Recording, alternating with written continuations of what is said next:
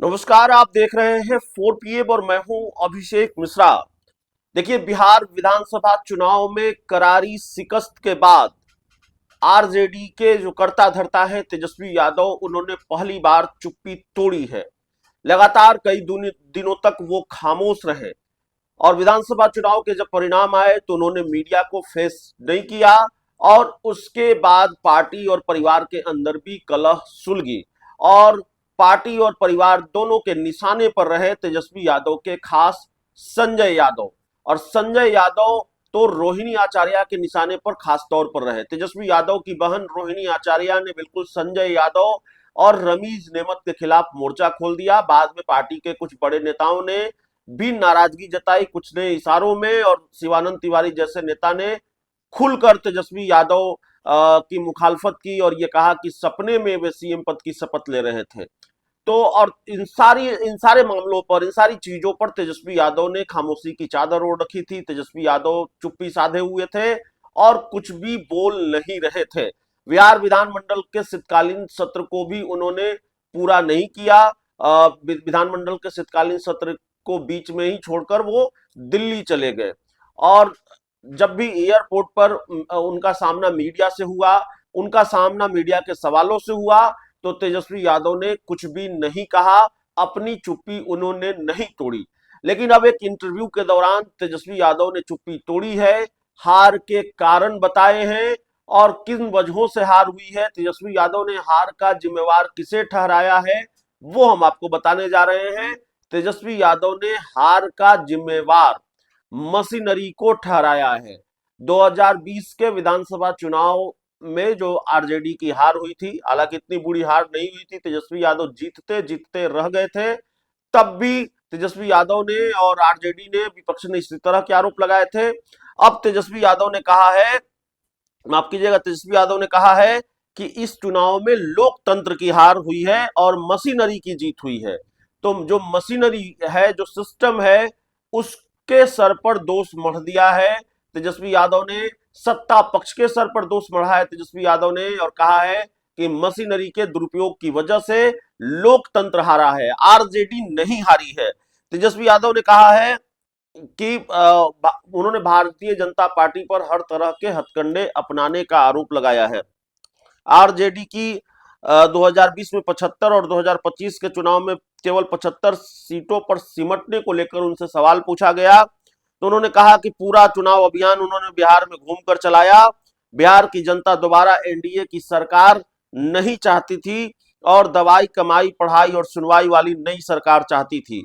एक शब्द में कहूं तो इस चुनाव में लोकतंत्र हारा है और मशीनरी जीती है। तेजस्वी यादव ने कहा कि भारतीय जनता पार्टी ने आरजेडी की योजनाओं और विजन को अपनी सरकार के रूप में लागू कर दिया, चाहे वो माई बहन मान योजना, पेंशन योजना या फ्री बिजली योजना हो, सभी का उपयोग चुनावी फायदे के लिए किया गया। और यह भी कहा तेजस्वी यादव ने कि चुनाव आचार संहिता लागू होने के 10 दिन पहले महिलाओं को 10-10 हजार रुपए बांटे गए। अन्य योजनाओं के तहत पूरे बिहार में लगभग 40 हजार रुपए खर्च किए गए, जिससे चुनाव प्रभावित हुआ। उनके तेजस्वी यादव ने कहा कि किसानों को भी लाभार्थी योजनाओं के नाम पर पैसे दिए गए और महिला रोजगार योजना के तहत तो मतदान के दिन भी महिलाओं के खाते में राशि भेजी गई।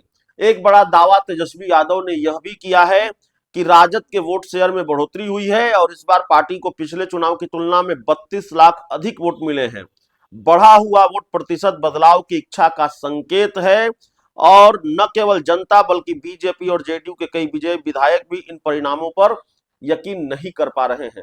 तो तेजस्वी यादव साफ तौर पर कह रहे हैं कि एक तो जो घोषणाएं आरजेडी ने की, माई बहन मान योजना या तमाम योजनाएं, उसकी कॉपी करके चुनावी फायदे के लिए उसका इस्तेमाल किया गया भारतीय जनता पार्टी की तरफ से। और कमाल की बात है कि तेजस्वी यादव भारतीय जनता पार्टी के सर ठीकरा फोड़ रहे हैं।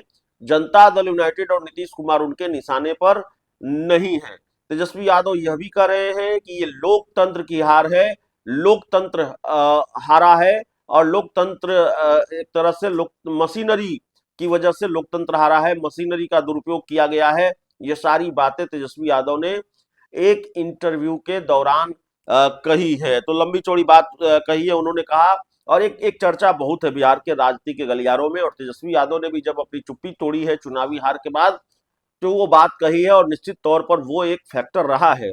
जिस तरह से महिलाओं के खाते में पैसे जा रहे थे, और चुनाव के वक्त भी महिलाओं के खाते में पैसे डाले गए, उसको लेकर लगातार सवाल उठते रहे हैं कि भाई क्यों इस तरह से हो रहा है, और जाहिर तौर पर क्या इससे चुनाव प्रभावित हुआ।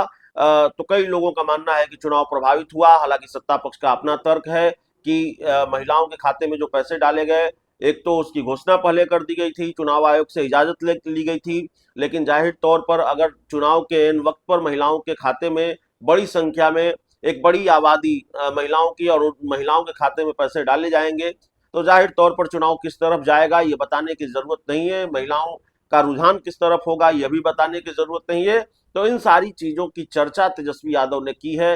तो पहली बार मीडिया को तो फेस अब तक नहीं किया है, लेकिन एक इंटरव्यू के दौरान तेजस्वी यादव ने अपनी बात रखी है। तेजस्वी यादव ने इन सारी चीजों को रखा है। तेजस्वी यादव ने न संजय यादव को जिम्मेवार ठहराया है, न रमीज नेमत को जिम्मेवार ठहराया है, न आरजेडी के किसी दूसरे नेता को जिम्मेवार ठहराया है, न इंडिया गठबंधन के किसी दूसरे नेता को जिम्मेवार ठहराया है, बल्कि तेजस्वी यादव ने जिम्मेवार ठहराया है मशीनरी को, तेजस्वी यादव ने जिम्मेवार ठहराया है बीजेपी को, तेजस्वी यादव ने जिम्मेवार ठहराया है सत्ता पक्ष के उस दाव पेच को जिसके तहत महिलाओं को खाते में पैसे डाले गए, और किसानों को लाभार्थी योजना के तहत पैसे दिए गए। इन सारी चीजों को तेजस्वी यादव ने जिम्मेवार ठहराया है कि इसकी वजह से लोकतंत्र हारा है। तेजस्वी यादव कह रहे लोकतंत्र हारा है। तो पहली बार तेजस्वी यादव की चुप्पी टूटी है। हालांकि तेजस्वी यादव को लेकर भी सवाल उठ रहे हैं, जो यूरोप में छुट्टी मनाने गए हैं, इस तरह की जानकारी निकलकर सामने आ रही है। विधानसभा के पूरे सेशन के दौरान, शीतकालीन सत्र के दौरान वो नहीं रहे हैं। एक दो दिनों की हाजिरी उन्होंने बनाई है विधानसभा के शीतकालीन सत्र के दौरान, और उसके बाद सत्ता पक्ष ने उन पर हमला बोला, उन पर तंज कसा, उन पर निशाना साधा है। तेजस्वी यादव जब छुट्टी मनाकर लौटेंगे, अब पता नहीं कितने दिन में लौटेंगे, कब लौटने वाले हैं। एक खबर यह भी है कि शायद वो मकर संक्रांति के वक्त तक लौटे, थोड़ी उनकी छुट्टी लंबी हो, लेकिन जब भी लौटेंगे तो आगे का रास्ता तेजस्वी के लिए संघर्ष भरा है, क्योंकि न सिर्फ राजनीतिक दुश्मनों से लड़ाई है, बल्कि दोस्तों से भी कमोबेश लड़ाई है। दोस्तों के सामने भी तेजस्वी यादव कमजोर पड़े हैं, और जाहिर तौर पर दोस्त भी, सियासी दोस्त भी, चाहे वो वाम दल हो चाहे वो कांग्रेस हो, कहीं ना कहीं हार का ठीकरा तेजस्वी यादव के सर भी फोड़ रहे हैं। बहुत बहुत